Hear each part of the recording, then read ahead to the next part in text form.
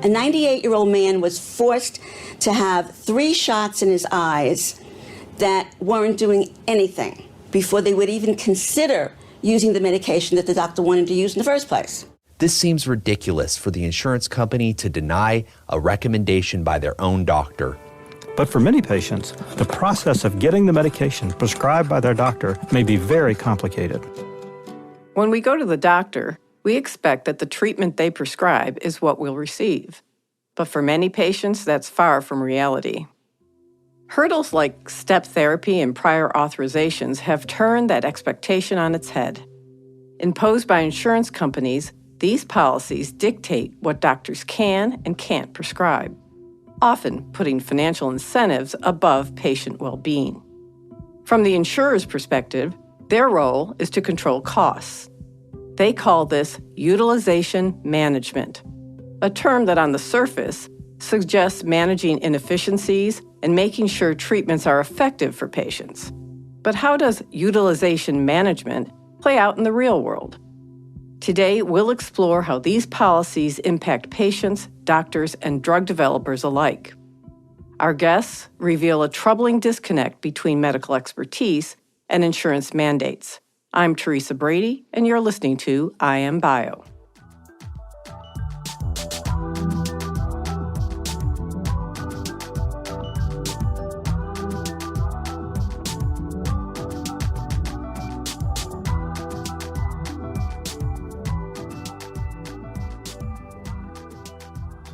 When insurance policies override doctors' recommendations, patients often suffer as a result. Every physician has horror stories about patients whose health declined while the physician or the patient themselves fought with insurance companies. Today, we learn the story of a patient who faced months of suffering because her insurer made her retry medications that had already failed her. And we talk with a doctor who spends hours each week navigating insurance requirements just to get his patients the treatments they need. Finally, we speak with the CEO of a biotech company about the challenges these policies pose for companies like his, striving to deliver innovative treatments to patients. Our first guest talks to us about her experience with a lifelong illness. Hi, my name is Deb Constein, and I live in the Madison, Wisconsin area. Deb was diagnosed with rheumatoid arthritis 43 years ago when she was just 13 years old. At the time, the standard treatment was over-the-counter medication. When I was 13 years old, I needed to go in for a bunionectomy, so having a bone shaved in my right foot. And I went in for the surgery as a 13-year-old and came home a very different person. The doctor suspected arthritis and did tissue samples, which finally led to me seeing a rheumatologist for rheumatoid arthritis at the age of 13. When I started treatment, all the old-fashioned medications, handfuls of aspirin, and a lot of the drugs that I was on earlier caused stomach damage, and I ended up having to be put on a medication to help with gastroesophageal reflux disease, GERD. For the next 10 years, Deb's stomach issues were treated with what she describes as a high-end medication. I was on the stable medication that actually controlled my stomach for probably 10 years. I was on Asifex, which was a high-end medication and very expensive.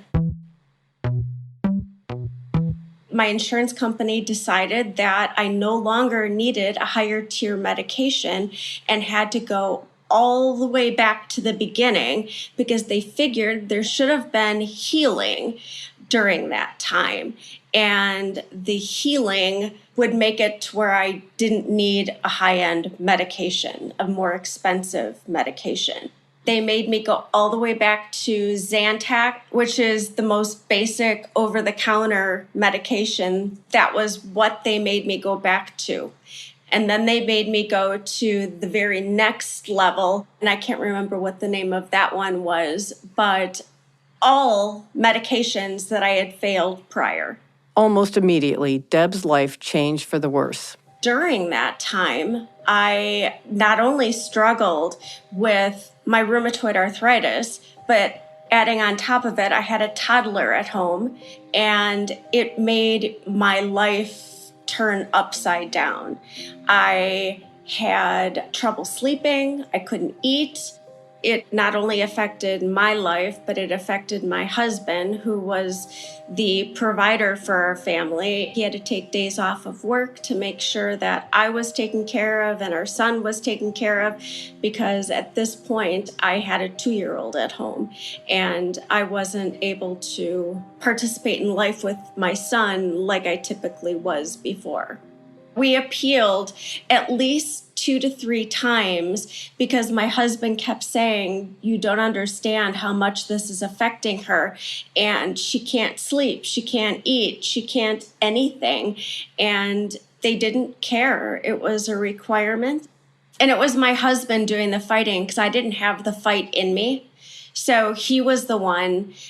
Throughout my journey, there are very few times that I'm not the one who's going through the process, but I honestly did not have the fight in me, and I would be crying if I was trying to communicate to them. So I knew that I wasn't in the shape, and my husband also knew I wasn't in the shape to be able to go through the appeal process.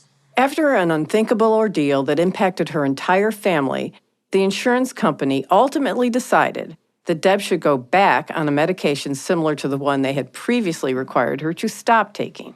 My husband fought with them over and over, saying, "You don't understand of what is happening in our life." I felt like I was having a heart attack. The pain was so intense in my sternum area, and they still said, "You need to do a retrial. There should have been healing." And they made me go through the process of 3 different medications, not just one, but 3, and go through diagnostics of a colonoscopy as well as an endoscopy, I think it's called. And they came to the conclusion that I did need a higher tier drug. It wasn't the exact medication that I was on prior, but it was at the same cost and tier level. And they didn't care. It was a requirement, and they made me go through it. Yeah, it was very frustrating during this time. It cost the healthcare system thousands of dollars as far as more diagnostics to show that no, there wasn't healing, and I still did need a higher tier medication, and the time out of my life, and it caused disruption for me, my husband, and my son. An unfortunate consequence of this terrible and trying ordeal is how Deb feels about the overall healthcare system. It does lessen my confidence in the healthcare system, and it's a very broken system, and it's all out for dollars and cents. It's not about the patient anymore. They clearly set the patient aside. It's all about money, and that's what it literally came down to. But that kind of blows my mind in the fact that I had to go through very expensive process to come to the same conclusion. And that was very frustrating to me, very frustrating to my entire family.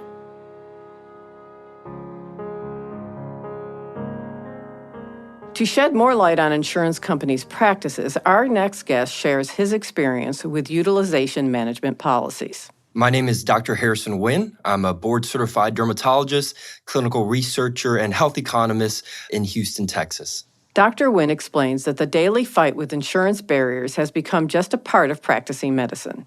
Getting denied a medication or delays from an insurance company happens every day in my practice. In fact, if there's not a denial, perhaps even a morning or within a couple hours, it's an odd day. And so this is a common characteristic part of practicing medicine. It's extremely frustrating. It adds to burnout and an administrative burden, and also adds to the cost of the practice of medicine. It's something that we have just come to accept as part of the practice of medicine, but it's extremely frustrating for us and our patients. Dr. Nguyen says that the complex demands of utilization management impose both financial and opportunity costs.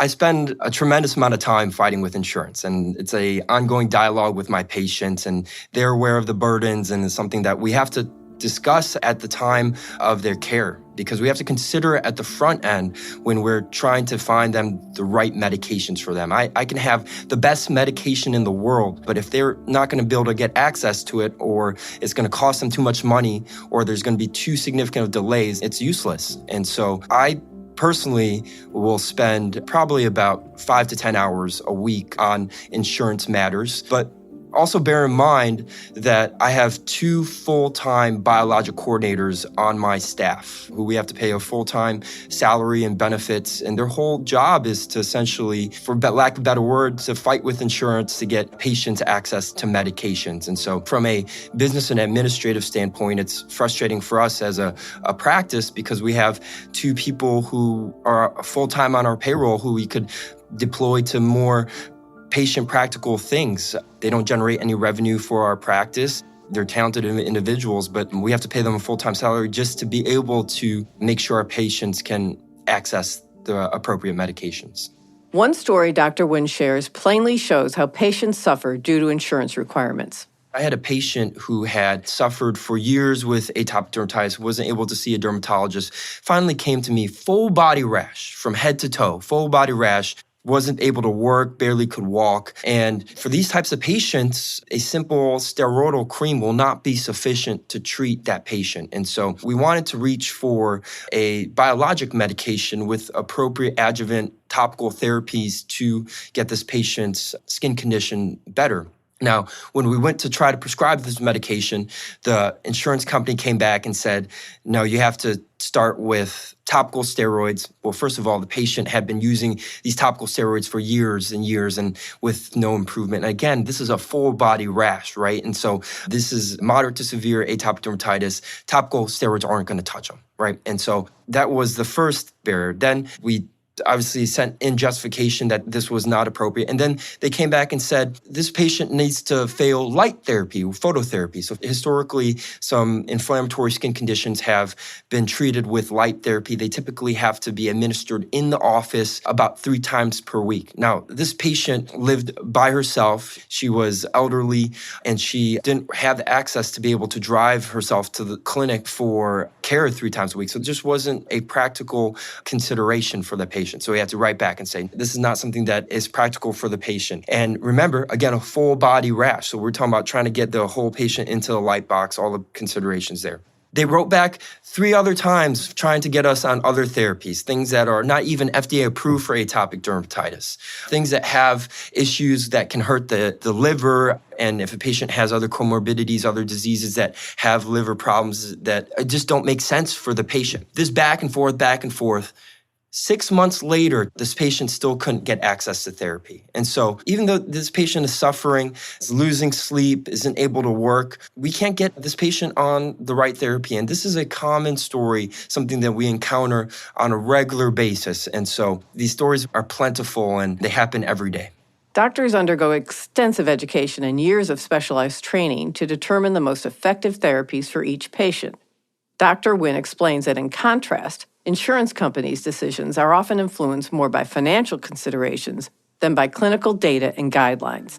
The formulary, which is essentially a protocol or a collection of steps or medications that patients will have access to, is organized by the PBM or a pharmacy benefit manager. A pharmacy benefit manager, their job is to aggregate these formularies on behalf of insurance companies. Now, you would think that a formulary is organized based on the clinical data, right? It should be based on what is effective and what is safe for these patients. But that's not the case. We know that formularies are often driven by rebates, which are payments to PBMs. And so these are essentially payments to PBMs from different stakeholders in the supply chain to be able to get a drug onto a formulary. These formularies and how they are designed are not necessarily driven by clinical data and clinical guidelines. So that is a conflict in and of itself with the system and how it's structured. The second thing is that oftentimes the formulary or different step-throughs, different treatments that must be tried before we can get access to the right medication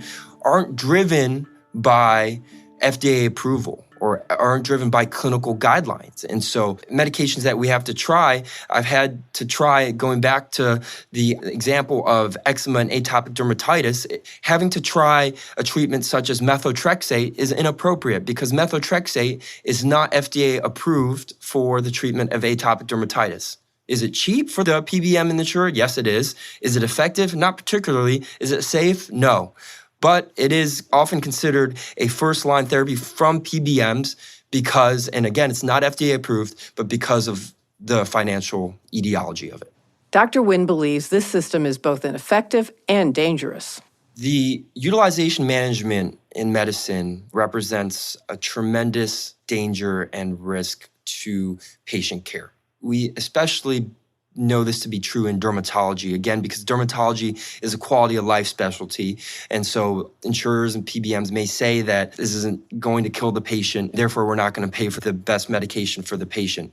They are forcing us to try medications, again, that are not the most effective and often don't have a very good safety profile, but they may be cheap. Right? And so we're oftentimes, if we're not going to fight with insurance and if we don't have the resources to fight with insurance, we're often forced to turn to medications that are cheaper for the PBM or insurer, but are not the most effective and safe for the patient. And this, again, happens all the time in dermatology.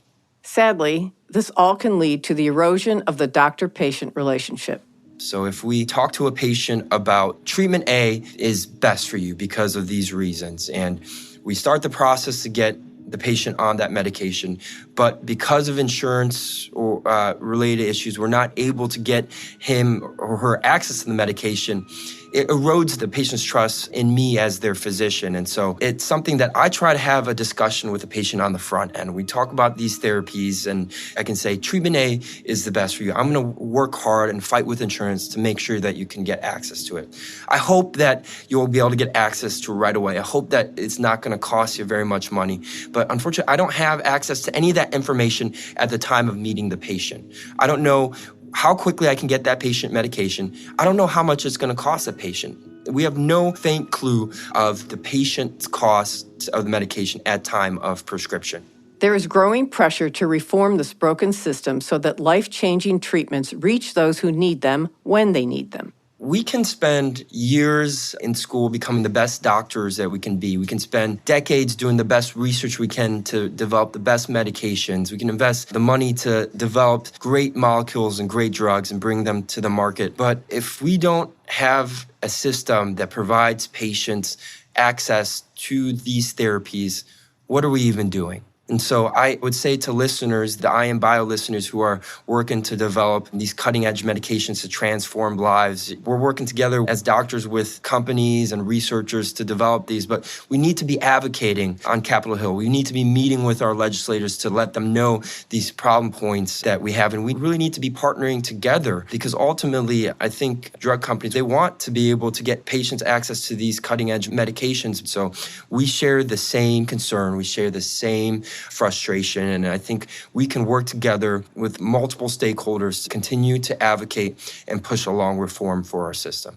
Our next guest couldn't agree more. I'm Frank Watanabe, and I am the president and CEO of Arcutis Biotherapeutics. Frank's company, Arcutis, develops drugs that target some of the very diseases Dr. Nguyen treats in his practice. Arcutis has been around for a little over 8 years, and we currently have 3 products that are approved by the FDA on the market, and we have a new indication for one of those products in front of the FDA right now.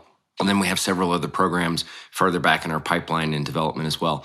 We are a dermatology-dedicated biotechnology company. We only work on skin diseases. With 30 years of experience in the pharmaceutical and biotechnology industry, Frank has observed a growing trend in how insurance companies use utilization management practices. My concern about this trend is that physicians are trained to treat their patients, and physicians know their patients, and yet we have a situation where the insurance company is dictating to the physician what treatment their patient can receive. In many cases, it's not the therapy that the physician thinks is best for the patient. And in fact, in some cases, the insurance companies are mandating that the doctor use a product that's approved by the FDA, but not for the use that they're requiring it to be used for, in lieu of a drug that's been reviewed for safety and efficacy by the FDA. FDA's rigorous standards are time-consuming and costly, but for good reason. They ensure that drugs are safe and effective before they reach the public. Frank explains that the road to FDA approval is not for the faint of heart. Developing drugs is inherently lengthy and difficult and expensive. About 90% of all drugs that enter the clinic fail to receive FDA approval, so you have very high probability of failure. It takes around 10 years from the start of clinical studies to completion of the clinical development process. I think the latest estimate from the Congressional Budget Office was that it was about $2.5 billion to develop a drug on average. Arcutis has invested more than $1.2 billion in the development of the 3 therapies that we have on the market, and we're a very small company, and so that cost is very challenging for us, as is the length of time that we've had to work on these products. And then when you get it on the market and your adoption is being restricted because of insurance companies, it has a significant impact on companies, and it has a significant impact on our ability to develop the next generation of treatments as well, because we're investing our profits back into research and development. And patients are often left in the dark. Unfortunately, I think in many cases, the patients don't even realize what's happening. Most doctors aren't going to say to you, I think that drug X is the best choice for you based on your medical history and your medical condition, but the insurance company is making me use drug Y, so we're going to have to use that, and if that doesn't work, then maybe we can get you drug X. I do know some doctors who do that, but I don't think it's consistent, again, because physicians are very busy people, and so they're just going to say, okay, well, I'm going to give you this because they know what the rules are. Frank says that, of course, there is a place for cost control measures. He doesn't believe, however, that this is all that's driving the business model. I know the argument that comes from particularly the PBMs and to some degree the insurance companies is that these are intended to be cost control measures. And probably in some situations they are. For example, if they require to use a generic drug first, try a generic drug first before you try a branded drug, that might have some cost savings validity. But we have to keep in mind that the business model, especially for the PBMs, is that they make their profits based on the rebates that drug companies pay to them. And consequently, they in some cases have an incentive to reimburse a more expensive drug. I prefer a more expensive drug because it's more economically attractive to them. And so these decisions are not solely based on cost containment. I would argue in many cases are not cost containment. It's based on what is going to maximize the profitability for the PBM and or the insurance company. Efforts to require more transparency and to reform the system are gaining traction, as Frank explains. Congress and the FTC both have been putting a great deal of scrutiny onto the PBMs and their practices of late.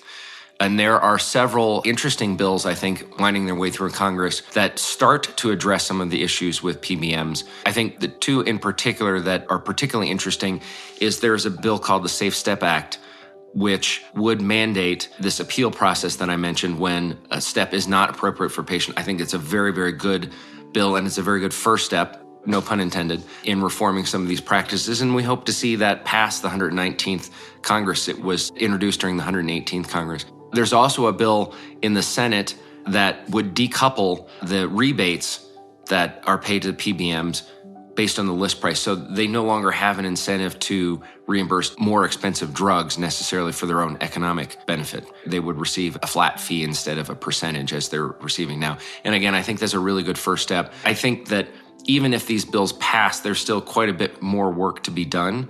And Congress is still holding hearings and evaluating this and trying to get to the truth of what's really going on in the system. The FTC also released a very thorough and hard-hitting report earlier this year about the PBMs and their practices. So I think we're going to see some significant headway, and certainly bio and pharma and many patient organizations, many physicians organizations are actively involved in trying to shape the debate and the upcoming legislation. Frank closes with some advice for all of us. I think the most important thing is for everyone to understand and realize the influences on their healthcare that may not be related to what's in their best interest. And they need to advocate for themselves. This is always true. I think it's important that everyone advocate for their own healthcare.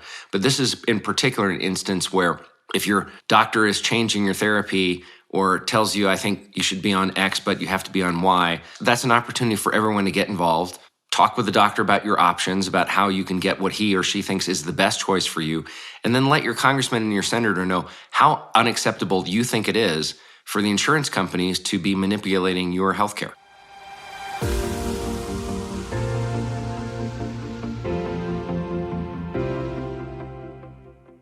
I want to thank Deb Constein for sharing her personal story with us and helping us understand the profound impact insurance policies have had on her treatment. And thanks to Dr. Nguyen for highlighting the challenges doctors and patients face daily due to utilization management practices. Lastly, thanks to Frank Watanabe for shedding light on the complexity of drug development and his advocacy towards a fairer system for both patients and innovators. This is the final episode of the season. We hope you've enjoyed listening. We'll be back in 2025 for a new season of stories about biotech breakthroughs, the people they help, and the global problems they solve. I'm Teresa Brady, and I produce this episode with help from Courtney Gastineau. It was engineered and mixed by Jay Goodman, with theme music created by Luke Smith and Sam Brady. If you liked what you heard today, be sure to let us know with a review. And remember to follow us on X, Facebook, and Instagram at I Am Biotech. We're also on LinkedIn at Biotechnology Innovation Organization.